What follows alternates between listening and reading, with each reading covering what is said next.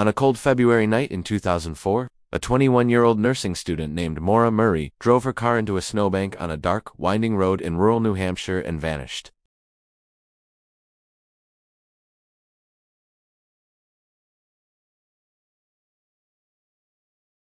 There were no signs of a struggle, no ransom notes, no credible sightings. It was as if she stepped out of her car and was swallowed by the winter night. Welcome to the Redacted Room, where we dig into the stories that defy explanation.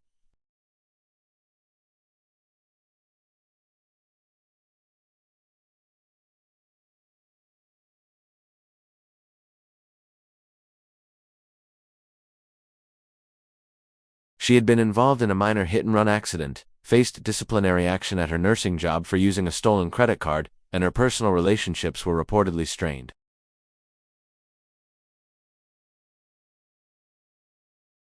On Monday, February 9, 2004, Maura began making a series of strange and secretive arrangements.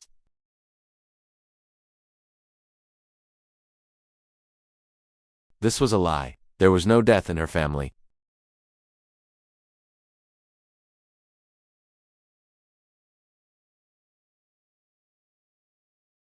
She also visited a liquor store and purchased a box of wine, Baileys, and Kahlua. Why was a young woman seemingly planning a week-long trip by herself, under false pretenses, with a trunk full of alcohol? No one knows. She didn't tell her boyfriend, her friends, or her family where she was going. Her father, Fred Murray, had visited her just 2 days prior to help her look for a new car. He remembers her being a little distracted but gave no indication that she was planning to run away. That afternoon, Maura got into her black 1996 Saturn sedan and started driving north. The exact destination Maura was heading towards remains one of the central mysteries of the case. Her family believes she may have been going to the Bartlett, New Hampshire area, a place they had vacationed at when she was a child. She had a fondness for the White Mountains and may have been seeking a temporary escape from the pressures of her life. She had printed out MapQuest directions to Burlington, Vermont, but it's unclear if that was her true destination or a decoy. Around 7 p.m. that evening, a local school bus driver named Butch Atwood was driving home along Route 112 in Haverhill, New Hampshire, a remote and sparsely populated area.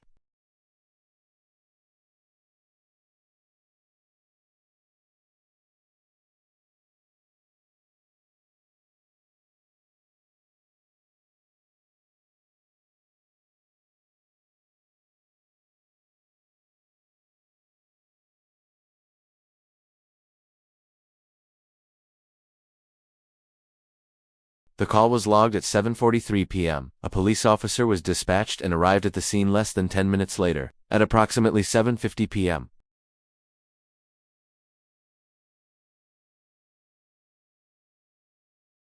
Her backpack, textbooks, and the alcohol she had just purchased were all there. A box of Franzia wine was open on the passenger seat, and there was a red liquid stain on the ceiling and driver's side door, suggesting some had spilled. A damaged AAA card was found, but her cell phone, wallet, and car keys were missing.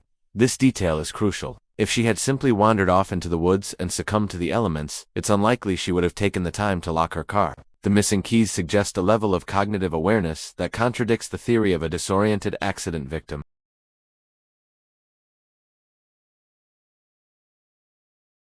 But there were no footprints in the deep snow around the car, except for those of the officer and the bus driver.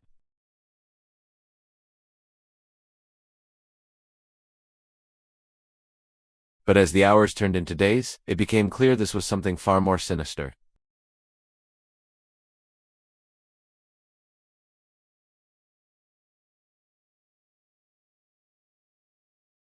Search dogs were brought in, but they lost Maura's scent about 100 feet down the road from her car. This led to a prominent theory, that she got into another vehicle. Did she accept a ride from a stranger? Was she picked up by someone she knew who was following her or planning to meet her? The possibilities are endless and chilling. Several local residents came forward with potential sightings. One man reported seeing a young person moving quickly on foot along the highway around the time of the crash. Another witness, who lived near the accident scene, claimed to have seen a car with red lights, possibly a private vehicle, stopped at the location shortly before police arrived. These leads, like so many others in this case, never led to a definitive answer.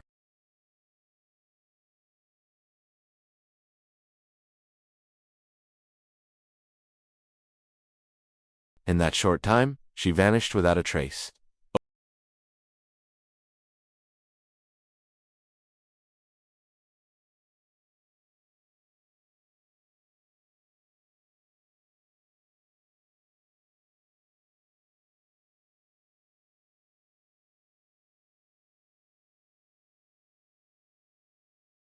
Proponents of this idea point to her packed bags, the lie about a death in the family, and her apparent desire to get away.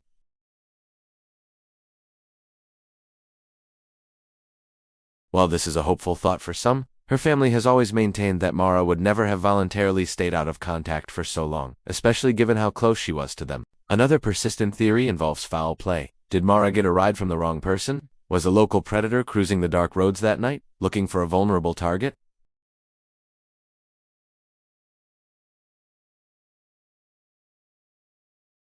The theory that she wandered into the woods and succumbed to the elements also persists. She may have been intoxicated and disoriented from the crash, leading her to make a fatal mistake in the freezing temperatures.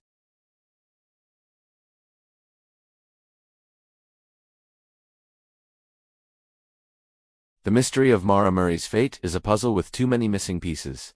Every fact seems to have a counterfact. She packed for a trip, but left her favorite stuffed animal, given to her by her father, behind.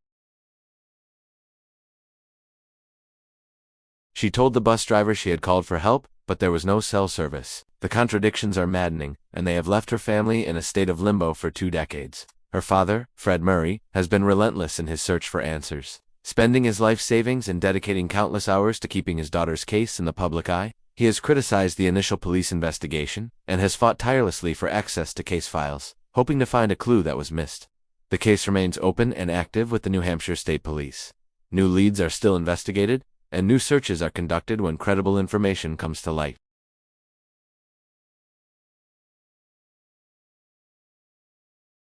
Her story serves as a haunting reminder that sometimes people can just vanish, leaving behind only questions, theories, and a silence that echoes through the years. The case of Maura Murray is not just a mystery, it's a tragedy that continues to unfold, a wound that has never healed.